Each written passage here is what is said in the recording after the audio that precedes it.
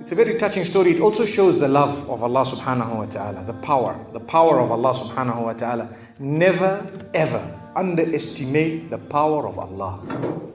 You know, there was a sheikh who mentioned this in Saudi Arabia, and there was a doctor that visited him from Pakistan and told him a story that happened to him. So he says, what happened to me? He says, the doctor who's speaking is a top neurologist. One of the top doctors in Pakistan, or, you know, a very, very good doctor, very hard to meet. It's said that perhaps you would have to wait months on end before you can get an appointment to see him. So what happened is, he says, I was flying from one city to another, a very busy man, flying quite often within the country and perhaps even outside. And he says, suddenly, the clouds built up.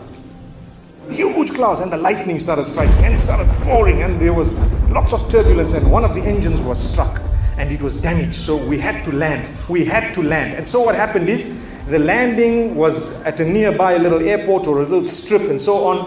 And when they landed there, it was a remote area. How are you going to repair this aircraft? A few people who were on it, it was a small plane, they were, quite surprised because they landed it in such a remote place. No one's there to repair it. They would have to wait, definitely. So the doctor asks the captain or the pilot that, you know what, how long are you going to be? He says, no, we're going to be quite long. Well, I need to get to that area. Look, he says, it's just a 3-hour drive by vehicle. So why don't you just go by road?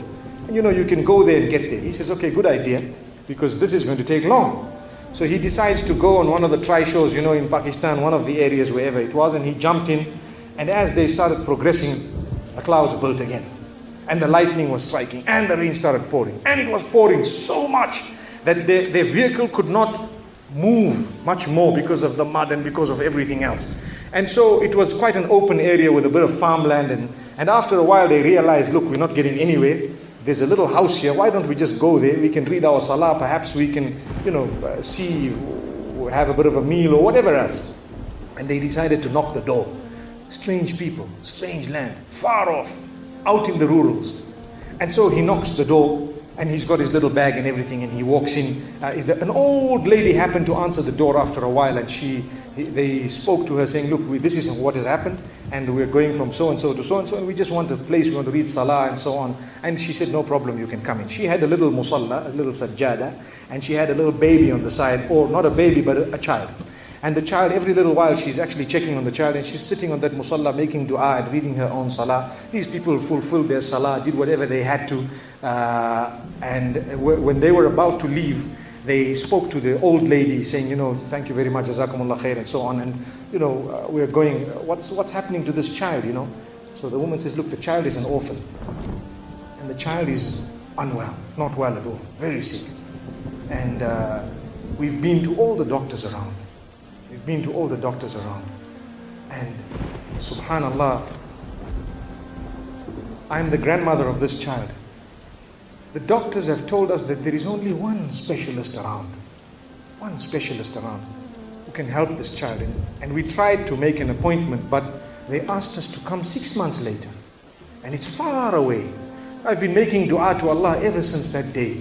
Ya Allah, make it easy for us. The child is sick. Make it easy for us, Ya Allah. So the man says, what's the name of that specialist? So the granny says, it's Dr. Ishan. Immediately this doctor burst into tears. He burst into tears. Straight away, he burst into tears. Why are you crying? Your dua has just been accepted. For your dua, the thunder came, the lightning came, the engine struck, we came down, we came on the road, the rain came again and stopped us and so on. And do you know what? The rain only stopped after the question was asked. Now it happened. And now the woman starts crying. Subhanallah. And the doctor himself is telling the story, saying, that was me. It happened to me, he says. And he says, I learned that Allah's armies are beyond limits. Allah uses whatever He wants to get what He wants done. It's over. Where in the wildest of the dreams of this person would they have felt or believed that the top man, whom it is semi-impossible to see without big appointments, would actually be driven all the way to the door, knock the door, come in here, read some salah, and they would have to serve the child here. Amazing. Wallahi, it brings tears to the eyes. But the reason I share it with you, every one of us has needs for Allah subhanahu wa ta'ala. Just keep calling. Just have yaqeen. Have conviction. If it is meant, it will definitely come in your direction.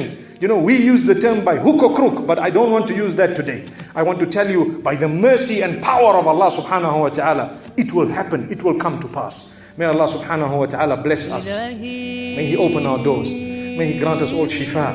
And may He make us firm believers that for Him, nothing is impossible. Wa sallallahu wa sallama wa baraka ala nabina Muhammad.